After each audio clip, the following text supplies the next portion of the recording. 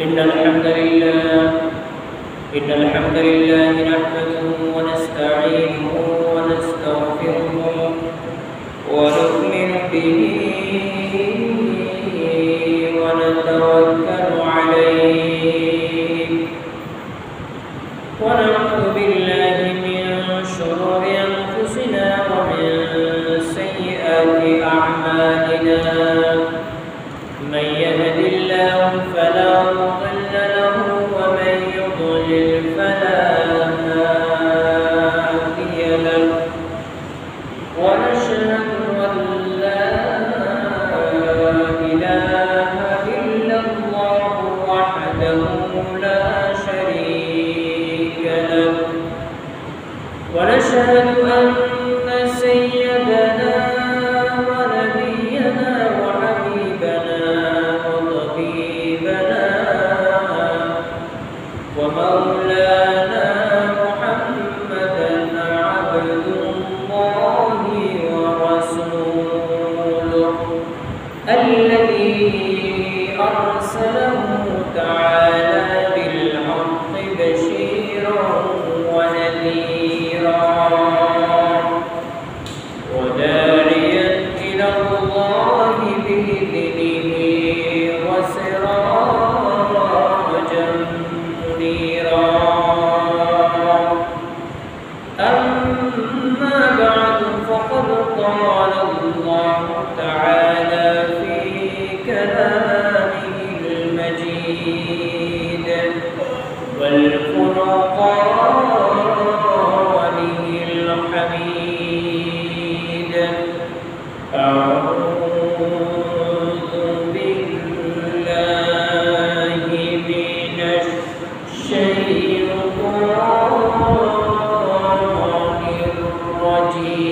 الرجيم بسم الله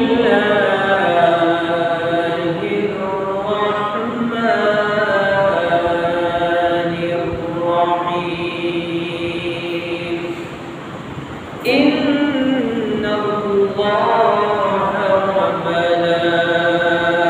وملائكته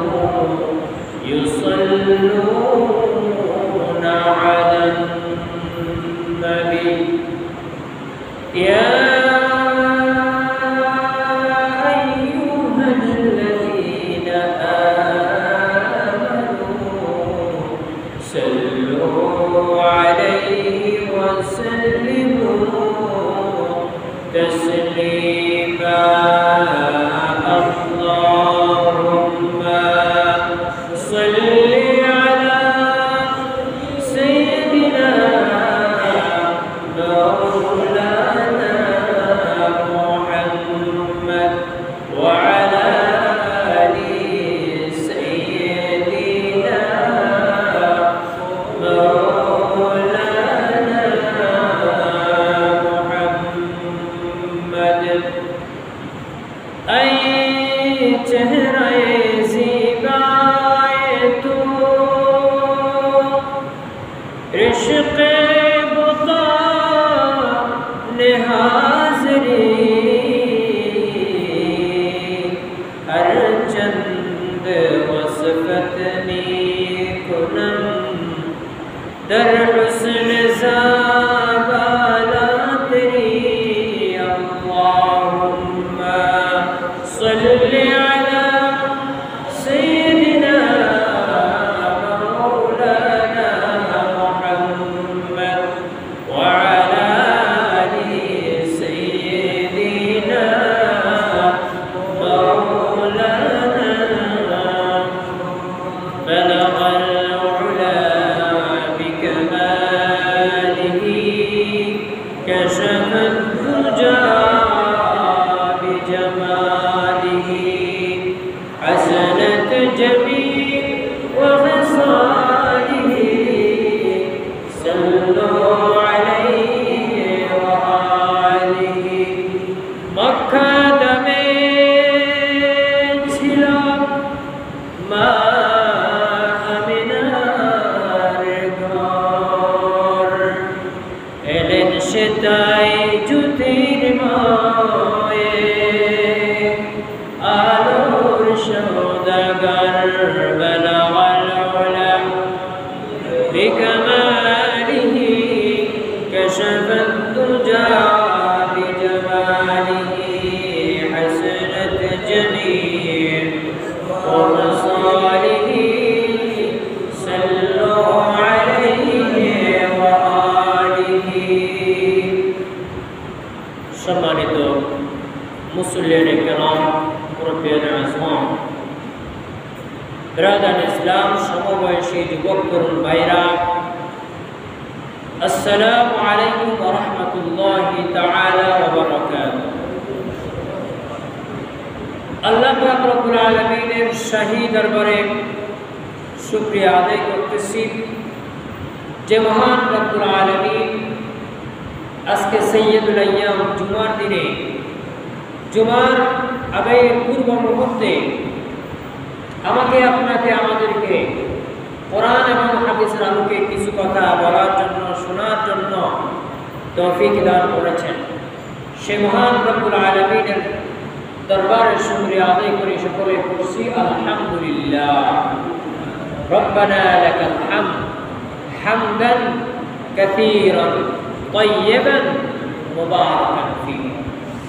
সাথে সাথে দরুদ এবং সালাম প্রেরণ করতেছি সর্বকালের সর্বযুগের সর্বশ্রেষ্ঠ মহামানব সৈয়দুল মুরসালিন শফিউল মুজনবিন রাহমাতুল লিল আলামিন সুলতান মদিনা সরদার দো জাহাঁ বিশ্বনবী মুহাম্মদ মুস্তাফা সকলে পড়ছি সাল্লাল্লাহু আলাইহি ওয়াসাল্লাম। সম্মানিত প্রাণ প্রিয় মুসল্লিয়ানে কেরাম, আল্লাহ পাক রব্বুল আলামিন এই দুনিয়া সৃষ্টির পর থেকে আজও পর্যন্ত যতদিন পর্যন্ত এই দুনিয়া টিকে থাকবে ততদিন পর্যন্ত দুইটি বিষয়ে সদা সর্বদা দ্বন্দ্ব পার্থক্য যুদ্ধ লেগেই থাকে। একটা হচ্ছে হক আর একটা হচ্ছে বাতিল।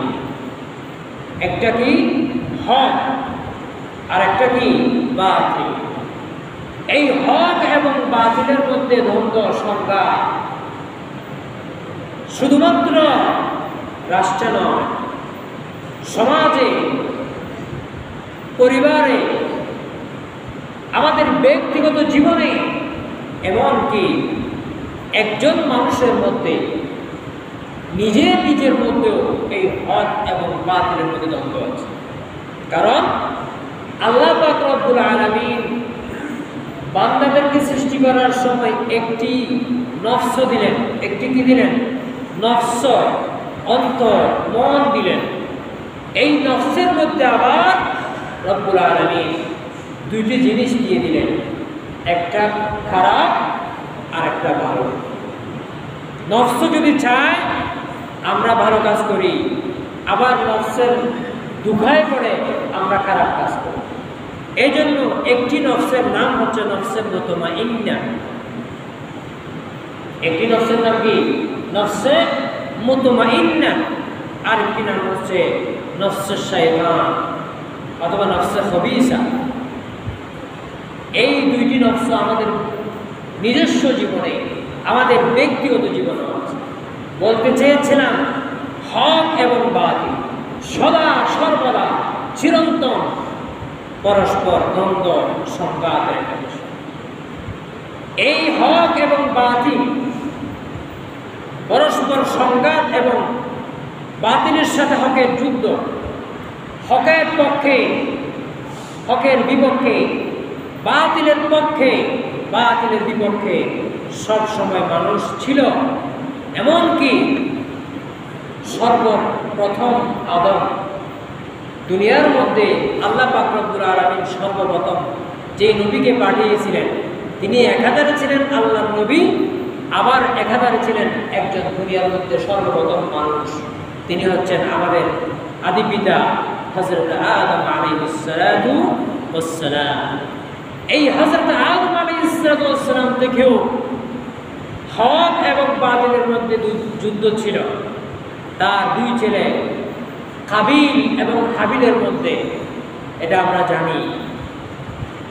তাহলে শুধুমাত্র আদম নয়, আল্লাহ পাক রব্বুল আলামিন এই দুনিয়ার মধ্যে যত নবী পাঠিয়েছেন হকের বার্তা নিয়ে, কি নিয়ে? হকের বার্তা নিয়ে। সমস্ত নবীদেরকে বাতিলের সম্মুখীন হতে হয়েছে। এই জন্য মহান রব্বুল আলামিন কোরআনের মধ্যে ঘোষণা দিলেন যে হক, তোমরা হকের কথা বলো। এই হকের ব্যাপারে ঘোষণা কোনো মানুষের পক্ষ থেকে নয়, কোনো রাষ্ট্রপতির পক্ষ থেকে নয়, কোনো সরকারের পক্ষ থেকে নয়, বরং এই হকের ঘোষণা এসেছে আমার আপনার রব, আমার আপনার খালেক, আমার আপনার স্রষ্টা আল্লাহ পাক রব্বুল আলামিনের পক্ষ থেকে। এই জন্য মহান রব্বুল আলামিন সূরা ইউনূসের 108 নম্বর আয়াতের মধ্যে আল্লাহ পাক রব্বুল আলামিন ঘোষণা দিলেন, ইয়া আইয়ুহান নাসু ক্বাদ জাআকুমুল হাক্কু মির রাব্বিকুম ফামান ইহতাদা ফাইন্নামা ইয়াহতাদি লিনাফসিহি ওয়া মান ضل فإنما يضل عليها وما أنا عليكم بوكيل। আল্লাহ পাক রব্বুল আলামিন বললেন ইয়া আইয়ুহান নাস, এখানে ইয়া আইয়ুহাল্লাযিনা আমানু বলেন নাই, বরং কেন বলেন নাই? এই হকের কথা শুধুমাত্র আমরা মুসলমানরা বলি তা নয়, বিধর্মীরাও হকের পক্ষে কথা বলে না? বিধর্মীরাও কি হকের কথা বলে? এই জন্য আল্লাহ পাক বললেন শুধু মুমিনের জন্য নয়, আল্লাহ পাক রব্বুল আলামিন দুনিয়ার মধ্যে যত মানুষ সৃষ্টি করেছেন সমস্ত মানুষের মধ্যে যেই হকের বার্তা তারা বলে, এই হক কিন্তু আল্লাহর পক্ষ থেকে এসেছে। ইয়া আইয়ুহান নাস, ওহে বিশ্বের সমস্ত মানব সম্প্রদায়, কদ জাআকুমুল হাক্কু মির রাব্বিকুম, তোমাদের মধ্যে হকের পক্ষে যেই বার্তা আছে এই বার্তা তোমাদের রবের পক্ষ থেকে এসেছে। ফামান ইহতাদা ফাইন্নামা ইয়াহতাদি লিনাফসিহি, অতএব দুনিয়ার সকল মানুষকে যখন আল্লাহ পাক হকের বার্তা দিলেন, হকের হুকুম দিলেন, এই সমস্ত মানুষের মধ্য থেকে কেউ এই হককে কবুল করে তারা হেদায়েত প্রাপ্ত হয়েছে। ফামান ইহতাদা ফাইন্নামা ইয়াহতাদি লিনাফসিহি, যারা হকের কথা শুনেছে, হকের কথা বলেছে, হকের পক্ষে ছিল, তারা আল্লাহর রাস্তায় ছিল, তারা আল্লাহর হেদায়েত প্রাপ্ত হয়েছে। ওয়া মান দাল্লা, আর যারা হকের কথা শুনে নাই, হকের পক্ষে আসে নাই, হকের কাতারে ছিল না, বাতিলের সাথে ছিল, তারা নিজেদেরকে ধ্বংসের মধ্যে সম্মুখীন করে দিল। এই আয়াতের মাধ্যমে আল্লাহ পাক রব্বুল আলামিন সমগ্র বিশ্ববাসীকে হক কথা বলার জন্য, হক পথে চলার জন্য আল্লাহ পাক বললেন যে হকের কথা আমার পক্ষ থেকে এসেছে, অতএব এখানে কোনো সন্দেহ নাই। এখন এই হক তো আল্লাহর পক্ষ থেকে এমনি এমনি আসে না। এই যে বৃষ্টি পড়তেছে আকাশ থেকে, এই বৃষ্টি সরাসরি আকাশ থেকে জমিনে আসতেছে, কিন্তু আমাদের সাথে আল্লাহর কখনো কথা হয়েছে? কখনো কি আল্লাহ পাক রব্বুল আলামিন বলেছেন এই আব্দুল করিম যোহরের নামাজ হয়েছে মসজিদে যাও? আল্লাহ সরাসরি বলছেন এই কথা? আমাকে বলছেন, আপনাকে বলছেন? বলেন নাই।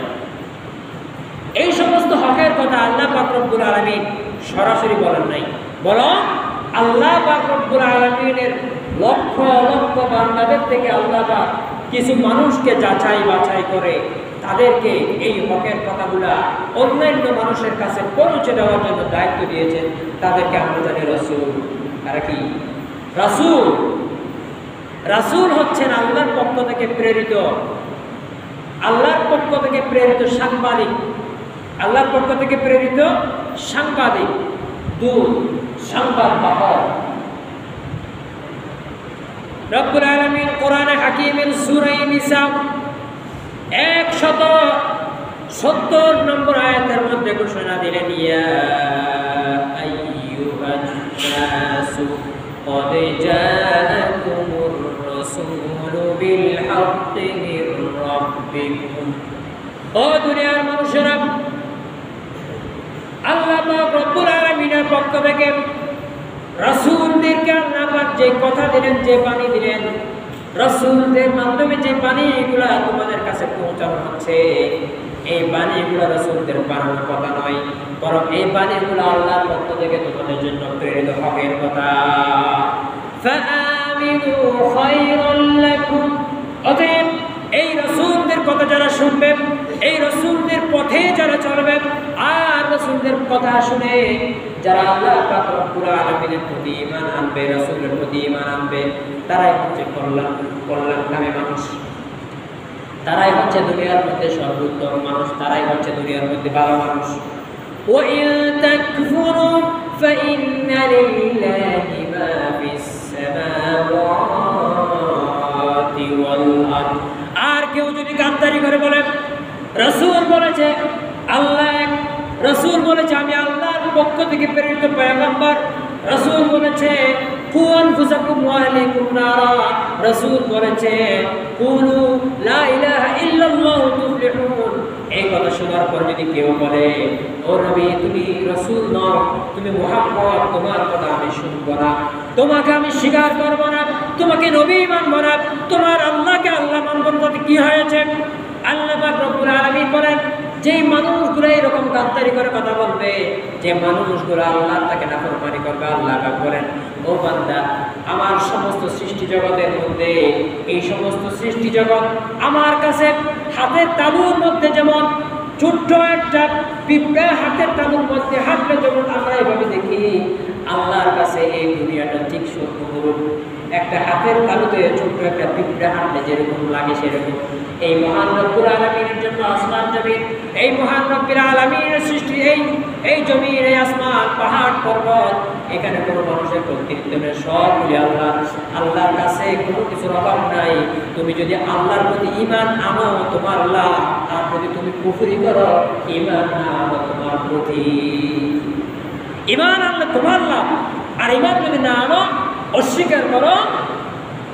খতিব সাহেব বলল নামাজ পড়ো, ইমাম সাহেব বললেন নামাজ পড়ো, সমাজের মান্যগণ্য সব আদেশকারী মানুষরা দাওয়াত দিল আসেন নামাজে যায়, আপনি যদি বলেন তোমার নামাজ তুমিই পড়ো, আমাকে ডাকার দরকার নাই, এই কথা বলে যেই ব্যক্তি আপনাকে নামাজে ডাকলো তার কোনো ক্ষতি আছে?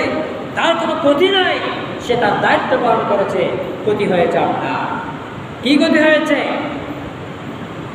আল্লাহ পাক রব্বুল আলামিন বলেন ইন্নাল্লাযীনা কাফারু মিন আহলিল কিতাবি ওয়াল মুশরিকিনা ফী নারি জাহান্নাম খালিদিনা ফীহা, যারা আল্লাহকে অস্বীকার করেছেন, যারা নবীকে অস্বীকার করেছেন, যারা কোরআনকে অস্বীকার করেছেন, আমি আল্লাহ পাক রব্বুল আলামিন তাদের জন্য জাহান্নামের ব্যবস্থা করে রেখেছি, আগুনের ব্যবস্থা করে রেখেছি।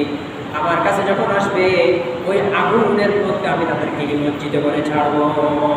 আল্লাহ পাক বলেন ফাবাশশিরহুম বিআযাবিন আলীম, হে নবী আপনি ওই মানুষগুলোকে কঠিন থেকে কঠিন শাস্তির জন্য তাদেরকে সংবাদ দিয়ে দিন। এখন এই হকের কথাগুলো যদি আমরা বলি, আমাদের সামনে একটা প্রশ্ন থেকে যায়। প্রশ্নটা হচ্ছে কি, হকের কথা কোথায় পাওয়া যাবে, আর এই হকের কথা কার কাছে পাওয়া যাবে? রব্বুল আলামিন সেই প্রশ্নের উত্তর দিয়ে কোরআনের মধ্যে ইরশাদ করেন, সূরা বনী ইসরাঈলের 35 নম্বর আয়াতে আল্লাহ পাক বলেন, সূরা বনী ইসরাঈলের 105 নম্বর আয়াতে আল্লাহ পাক রব্বুল আলামিন বলেন وَبِالْحَقِّ أَنزَلْنَاهُ وَبِالْحَقِّ نَزَلَ وَمَا أَرْسَلْنَاكَ إِلَّا مُبَشِّرًا وَنَذِيرًا وَبِالْحَقِّ أَنزَلْنَاهُ, যা কিছু অবতীর্ণ হয়েছে অর্থাৎ কোরআন, وَبِالْحَقِّ نَزَلَ, যার মাধ্যমে অবতীর্ণ হয়েছে, দুটোই সত্য। অতএব কোরআনকে যখন আপনি মেনে নেবেন সত্য গ্রন্থ হিসেবে, কারণ কোরআনের সত্যতার ব্যাপারে আল্লাহ নিজেই ঘোষণা দিলেন, যালিকাল কিতাব লা রাইবা ফীহ। মানুষ যখন কোনো গ্রন্থ লিখে, যতই শুদ্ধরূপে লেখক না কেন, ওই লেখক পৃষ্ঠার শেষে গিয়ে একটা কথা লিখে দেয়, এই গ্রন্থ লিখতে গিয়ে শব্দ চয়নে, ভাষার প্রয়োগে কোনো ভুল ভ্রান্তি হতেই পারে। কোনো পাঠকের দৃষ্টিগোচর হলে যদি সেই ভুল আমি সংশোধন করে দেবো ইনশাআল্লাহ, এ ধরনের একটা লেখা থাকে অন্যান্য গ্রন্থে। কিন্তু কোরআনের লেখককে আল্লাহ, কোরআনের লেখককে কোনো সন্দেহ আছে নাকি? যে বলেন কোরআন কার পক্ষ থেকে? বলেন কোরআন কার কিতাব? আল্লাহর কিতাব। এই কোরআনের মধ্যে কোনো ভুল থাকতে পারে? এই কোরআনের মধ্যে ভুল তো থাকা দূরের কথা, কোন মানুষকে কোরআনের ভুল ধরার এখতিয়ার আল্লাহ পাক দেন নাই। এই জন্য ঘোষণা দিলেন, যালিকাল কিতাব লা রাইবা ফীহ। খবরদার, বেশি পণ্ডিতগিরি দেখাই, বেশি শিক্ষিতের ভাব দেখাই, কোরআনকে ভুল ধরতে আসবে না। কোরআন হচ্ছে নিঃসন্দেহে একটা গ্রন্থ, যে গ্রন্থের মধ্যে ভুলের কোনো অবকাশ নেই। এই জন্য কোরআনের ভুল যারা ধরতে আসে, বরং কোরআনের কাছে তাদের ভুল ধরা খেয়ে যায়। ঠিক না বেটি? আমার ভাইরা দেখেন, এই কোরআনটা হচ্ছে পৃথিবীর মধ্যে চিরন্তন একটা গ্রন্থ। যেই গ্রন্থ থেকে যারা ভালো আলোচনা করবে, ভালো কথা বলবে, ওই গ্রন্থের সম্মানকে উঁচু করে দিবে। আর কোরআনকে জিম্মি করে, কোরআনকে অবলম্বন করে যে ব্যক্তি কোরআনের বিরুদ্ধে কথা বলবে, কোরআনকে অবলম্বন করে ধর্মের দোহাই দিয়ে যারা কোরআনের বিপক্ষে কথা বলবে, এই কোরআন তাদেরকে এই দুনিয়ার মধ্যেও লাঞ্ছিত করে ছাড়বে, আখিরাতেও তাদেরকে লাঞ্ছিত করে ছাড়বে। এই জন্য এই যুগের সর্বশ্রেষ্ঠ সূর্য সন্তান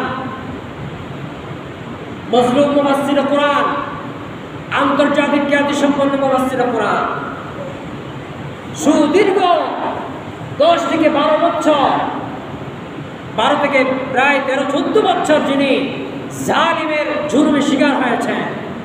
কারণ কি? তিনি কি দেশের সম্পদ লুট করেছেন? কারণ হচ্ছে একটাই, তিনি আল্লাহর জমিনে কোরআন নিয়ে কথা বলেছেন, হকের কথা বলেছেন।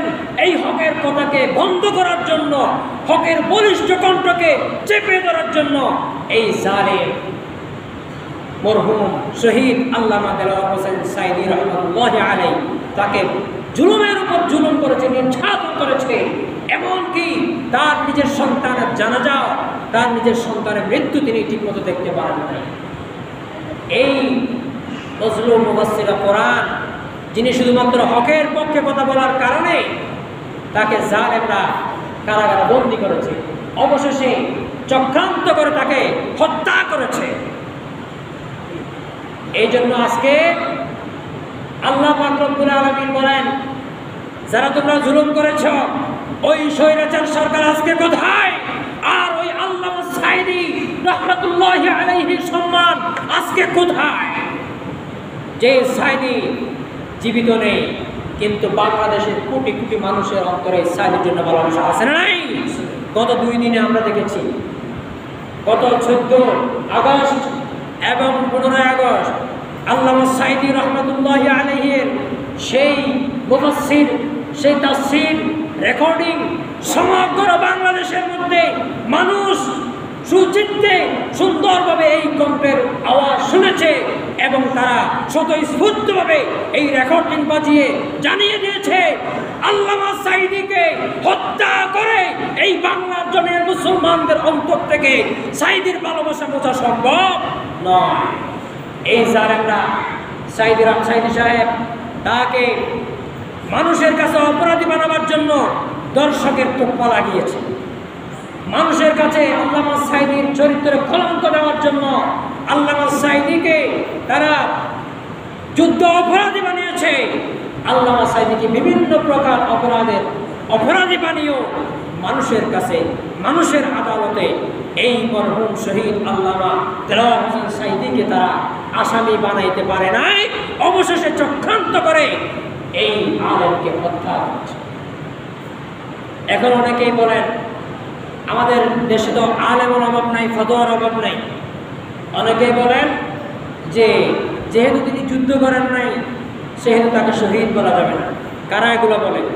যারা ওই জালেমের সঙ্গ দেয়, জালেমের দূষর আলেম এদেশে আছে নাই, এই আলেমগুলো ফতোয়া দেয়।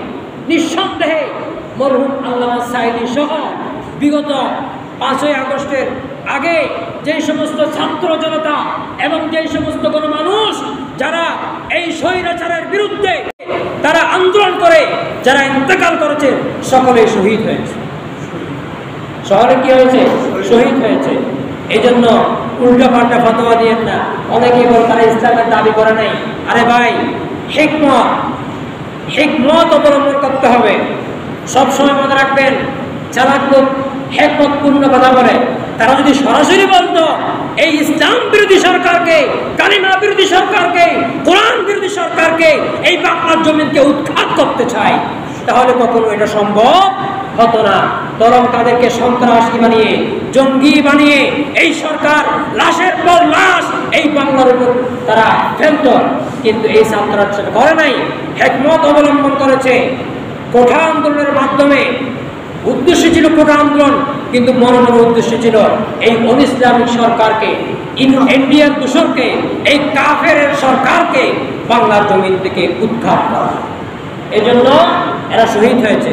কিভাবে শহীদ হলো? কোরআন হাদিসে কোনো প্রমাণ আছে নাকি? একটা হাদিস আমি আপনাদের সামনে বলব।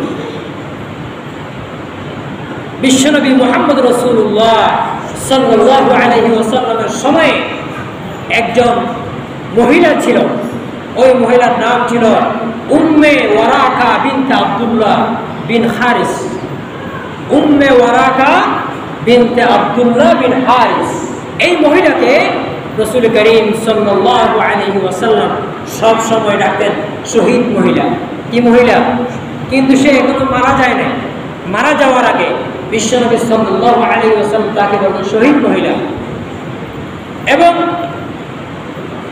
রাসূল করিম সাল্লাল্লাহু আলাইহি ওয়াসাল্লাম যখন তাকে শহীদ মহিলা ডাকতেন, মহিলাটা মনে মনে চিন্তা করলো আমি নিশ্চয় শহীদ হব যে কোনো একদিন, কারণ নবী যেহেতু আমাকে শহীদ করে রাখেন। বদরের যুদ্ধে যখন আসলো, সাহাবায়ে কেরাম বদরের যুদ্ধের জন্য প্রস্তুতি নিতে লাগলো। এই মহিলা বিশ্বনবী সাল্লাল্লাহু আলাইহি ওয়াসাল্লামের দরবারে আসলো। আসার পর বলল, ইয়া রাসূলুল্লাহ, আমি তো মহিলা মানুষ, আমি তো সাহাবীদের মতো যুদ্ধ করতে পারবো না, জিহাদের ময়দানে আমি তো অংশগ্রহণ করতে পারবো না।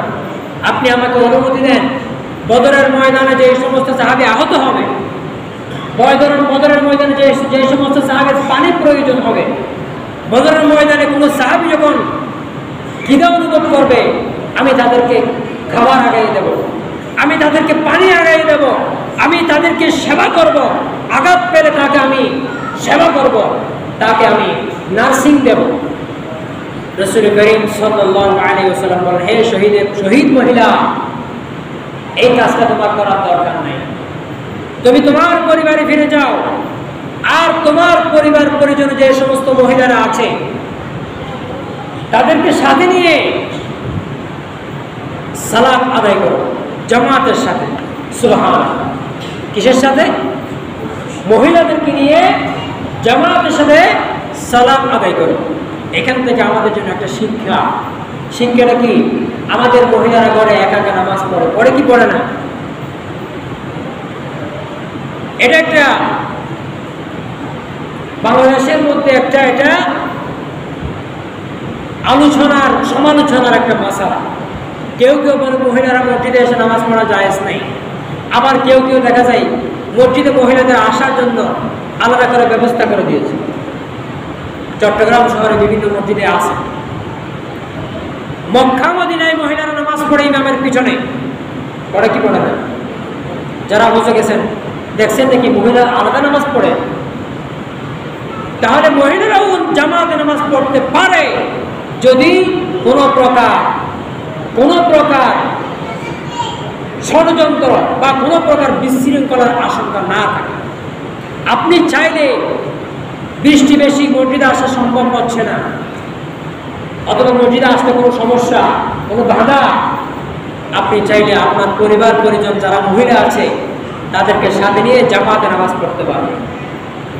এবং মহিলাদেরকেও বলতে পারবেন, আপনার ঘরে আপনার মেয়ে আছে, আপনার বউ আছে, আপনার মা আছে, মা যদি সুন্দর তেলাওয়াত করতে পারে তাহলে মায়ের ইমামতিতে আপনার স্ত্রী, আপনার মেয়ে তার জামাতে নামাজ আদায় করতে পারে। আর আপনার মা যদি সুন্দর শুদ্ধ কোরআন তেলাওয়াত করতে না পারে, আপনার মেয়ে যেহেতু সেই আধুনিক শিক্ষায় শিক্ষিত, বর্তমান সময়ে তো আগের মতো সেই ভুলভাল কোরআন তেলাওয়াত শিক্ষা দেওয়া হয় না, আপনার মেয়ে, আপনার মা আপনার স্ত্রীকে সাথে নিয়ে জামাতের সাথে পরিবারে পরিবারে নামাজ কায়েম করা সম্ভব। অতএব আমরাও যদি চাই আমাদের পরিবারে এইভাবে জামাতের সাথে সালাত কায়েম করতে পারবো ইনশাআল্লাহ, চেষ্টা করবো ইনশাআল্লাহ, সকলে বলে ইনশাআল্লাহ। এখন ওই মহিলা বিশ্বনবী সাল্লাল্লাহু আলাইহি ওয়াসাল্লাম বলেন, যাও তুমি তোমার পরিবার পরিজনকে নিয়ে জামাতের সাথে নামাজ আদায় করো। ওই মহিলার দুইজন গোলাম ছিল। কয়জন? দুইজন গোলাম। মহিলার তখনকার সময়ে কৃতদাস প্রথা, গোলাম প্রথা এগুলো ছিল। হঠাৎ করে এগুলো সম্ভব হয় নাই, কারণ এগুলো ইসলামের আসার আগে থেকে ছিল। এই জন্য বিশ্বনবী হঠাৎ করে এটা বন্ধ করতে পারেন নাই। পরবর্তী বিশ্বনবী সাল্লাল্লাহু আলাইহি ওয়াসাল্লাম গোলাম এই কৃতদাস প্রথাকে বন্ধ করে দিয়েছেন। এই মহিলা বললেন, যতদিন পর্যন্ত আমি জীবিত থাকবো ততদিন পর্যন্ত এই গোলামগুলো সহ আমার পরিবার পরিজন যারা আছে সকলেই জামাতের সাথে এখানে নামাজ আদায় করবে। যেই দিন আমি মারা যাব, ওই গোলামদেরকে বলল, সেদিন থেকে তোমরা আজাদ হয়ে যাবে, তোমরা যা যা যেখানে ইচ্ছা তোমরা চলে যাবে, তোমাদের আর কোনো বাধা থাকবে না। আমার ভাইরা, এই মহিলা ঘরের মধ্যে চলে গেলাম। ঘরের মধ্যে চলে গিয়ে ওই বদরের ময়দানে বিশ্বনবী যেটা মহিলাকে বলেছিল, ও মহিলা তুমি জামাতের সাথে নামাজ আদায় করো। মহিলা সেদিন থেকে জামাত আর ছাড়ে নাই। ঘটনাক্রমে হযরত ওমর ইবনে খাত্তাব রাদিয়াল্লাহু তাআলার সময় হঠাৎ করে একদিন ওই যে দুই গোলাম ছিল, ওই গোলামদের সহ্য হয় নাই, তারা একটু আগেই তার কাছ থেকে আজাদ চেয়েছিল। এই জন্য চক্রান্ত করে গোলাম দুইজন মিলে মহিলাকে হত্যা করে ফেলল। মহিলা দুনিয়া থেকে চলে গেল, আর গোলাম দুইজন পালিয়ে গেল। ওমর ইবনে খাত্তাব রাদিয়াল্লাহু তাআলা ওই গোলাম দুইজনকে ধরে এনে তাদেরকে শাস্তি দিলেন, ফাঁসির কাঠগড়ায় তাদেরকে ফাঁসি দিয়ে দিলেন। কিন্তু ওমর রাদিয়াল্লাহু তাআলা ঘোষণা দিলেন, এই মহিলা কোনো যুদ্ধ করে মারা নাই, এই মহিলা কোনো প্রকার ইসলামের জন্য কোনো ধরনের যুদ্ধ করে এই মহিলা ইন্তেকাল করে নাই, কিন্তু এই মহিলাকে ষড়যন্ত্র করে মারা হয়েছে। এই মহিলাকে যেহেতু ষড়যন্ত্র করে মারা হয়েছে, আর নবীর মুখ থেকে যে কথাটা সবসময় বলতো শহীদ মহিলা, আল্লাহ পাক রব্বুল আলামিন এই মহিলাকে শহীদ হিসেবে কবুল করে নিয়েছে। বিশ্বনবী বলতেন শহীদ মহিলা, এভাবেই মহিলাটা কি হয়ে গেল? শহীদ হয়ে গেল। অতএব আজকে যারা ছাত্র জনতা এই আন্দোলনে যারা শহীদ হয়েছে, তাদেরকে শহীদ যদি মুসলিম হয়ে থাকে, ঈমান এনে থাকে, তাদেরকে শহীদ না বলার কোনো অবকাশ নেই, এটাকে শহীদ হুকমই বলা হয়। অতএব সমগ্র মানুষের কাছে আকুল আবেদন, যে হকের কথা আমি বলেছি, আরো অনেক বিষয় বাকি রয়ে গেছে, কথা শেষ হয় নাই, আগামী জুমায় বলবো ইনশাআল্লাহ। আমি আপনাদের সামনে একটা কথাই বলবো, একটা আবেদন রাখবো, আসুন আমরা নিজেদের মধ্যে হককে প্রতিষ্ঠা করি। নিজেদের মধ্যে কে আমাকে বলবে আপনি এই কাজটা করেন সেটা ভালো হবে, এই কাজটা করবেন না সেটা মন্দ কাজ না, নিজের বিবেকের তাড়নায় আমরা বিবেকবান হয়ে যাই। আজকে মানুষরা দেখেন, একটি সরকার, একটি স্বৈরাচার সরকার কি হলো, এই বাংলাদেশ থেকে বিদায় নিল, বেইজ্জতি হয়ে বিদায় নিল, কিন্তু আরেক দল মানুষ লুটপাট শুরু করে দিল। ঠিক না বেটি? তাহলে কি হলো? এক সুরকে তাড়ায় আরেক সুর আসতে চায়। এটা কখনো কাম্য নয়। কোন মুসলমান রাষ্ট্রীয় কোন সম্পত্তি যদি হাত দেয়, আল্লাহর নবী বলেন ওই মুসলমান যদি মারা যায় সে ঈমানদার হয়ে মরতে পারবে না। রাষ্ট্রের সম্পদ সমস্ত জনগণের আমানত, যারা যারা এই কাজটা করেছে আমরা তাদেরকে ধিক্কার জানাই, তাদেরকে এই কাজের ব্যাপারে ইসলামের সাথে বা আমাদের সাধারণ মানুষ যারা হকের পক্ষে কথা বলে তাদের সাথে কোনো সম্পর্ক থাকতেই পারে না। কারণ জয় মানে হচ্ছে মানুষকে হত্যা করা নয়, জয় মানে যাকে পারবো তাকে মারা, যাকে পারবো তাকে আঘাত করবো সেটা না। আমার উপর একজন মানুষ সারা জীবন জুলুম করেছে, এখন সুযোগ পেয়ে আমি তার উপর জুলুম করব, তাহলে সেও কুত্তা ছিল, আমিও কুত্তা হয়ে গেলাম। কুকুরেরকে কামড় দিলেই আপনি কি কুকুরকে কামড় দিতে পারেন? দেখেন বিশ্বনবী মুহাম্মদ রাসূলুল্লাহ সাল্লাল্লাহু আলাইহি ওয়াসাল্লাম জীবন থেকে শিক্ষা দেন। এই জালিম সরকার এদেশের মানুষের হকপন্থী মানুষের উপর জুলুম করেছে 15 বছর। কয় বছর? 15 বছর। আর আমার নবী বিশ্বনবী মুহাম্মদ রাসূলুল্লাহ সাল্লাল্লাহু আলাইহি ওয়াসাল্লামের উপর মক্কি জীবনে কাফেররা জুলুম করেছে কয় বছর? সুদীর্ঘ প্রায় 40 থেকে 50 বছর। এই দীর্ঘ সময়ে যারা আমার নবীকে জুলুম করেছে, নবীকে হত্যা করার জন্য চেষ্টা করেছে, বিভিন্নভাবে নবীকে আঘাত করেছে, রাসূল করিম সাল্লাল্লাহু আলাইহি ওয়াসাল্লাম মক্কা বিজয় করলেন। ইচ্ছা করলে এক মুহূর্তে মক্কার যত কাফের বিশ্বনবীর বিরুদ্ধে বিশ্বনবীকে জুলুম করেছিল সমস্ত কাফেরকে একই দড়িতে ফাঁসি দিতে পারতেন, একসাথে সবাইকে বিশ্বনবী হত্যা করতে পারতেন। কিন্তু বিশ্বনবী সাল্লাল্লাহু আলাইহি ওয়াসাল্লাম মক্কা বিজয়ের পরে ঘোষণা দিলেন, আজকে থেকে আমার সাথে এই কুরাইশ বংশের সাথে যারা কাফের আমার উপর জুলুম করেছে তাদের মধ্যে কোনো শত্রুতা নাই, আমি তাদেরকে মাফ করে দিলাম। সবাই মুক্ত সালেম, আজকে যারা ঘরে থাকবে আর যারা কাবাঘরের মধ্যে থাকবে সবাই নিরাপত্তা লাভ করবে, কারোর কোনো প্রতিশোধ নেওয়া হবে না। তাহলে আমি আর আপনি সেই নবীর উম্মত দাবি করি, কেমনে প্রতিশোধ পরায়ণ হয়ে সমগ্র বাংলার মধ্যে নৈরাজ্য চালাইতে পারি? এটা আমাদের কাজ নয়। অতএব সমস্ত মানুষকে হকের যে বার্তা আপনার নিজের মন থেকে দিতে হবে। নিজের মনকে হকের কথা শোনার জন্য প্রস্তুত করেন, নিজের মনকে হকের পক্ষে থাকার জন্য প্রস্তুত করেন। আর কতদিন থাকবেন? আর কতদিন মনের কথা শুনবেন? নফসের কথা শোনার সময় নেই। এখন নফসে মুতমাইন্নাকে আপনি প্রতিষ্ঠিত করেন। আপনার মন যে কাজটাকে বলে মনে হয় এটা ভালো সেটাই করেন। আপনার মন যে কাজটাকে বলে এটা খারাপ কাজ করিও না, জোর করে সেই কাজটা করবেন না। কারণ আমাদের মনগুলো আমাদেরকে সাড়া দেয়। আপনি কোনো খারাপ কাজ করতে গেলেই প্রথমে একটা বাধা আসে, নিজের থেকে বাধা আসে, এটা খারাপ কাজ, কিন্তু আমরা এরপরেও শয়তানের দুটাই করে কাজটা করি। অতএব স্পষ্ট কথা, হক এসে আল্লাহর পক্ষ থেকে। হক কার পক্ষ থেকে? আর বাতিল, অন্যায়, মারামারি, হানাহানি, ভাঙাভাঙি, এই সমস্ত হচ্ছে বাতিল। হিংসা, বিদ্বেষ, এগুলো বাতিল। এই বাতিলগুলো আসে শয়তানের পক্ষ। কার পক্ষ থেকে? শয়তানের। আমরা আল্লাহর পক্ষের লোক নাকি শয়তানের পক্ষের লোক? বলেন। যারা চুপ আছেন তারা মনে হয় উভয় পক্ষের লোক। আমরা কার পক্ষের লোক? আল্লাহর পক্ষের লোক, হকের পক্ষের লোক। অতএব আমাদের মধ্যে বাতিলের কোনো সংখ্যা থাকতে পারে না। ওয়া আখিরু দাওয়ানা আলহামদুলিল্লাহি রাব্বিল আলামিন।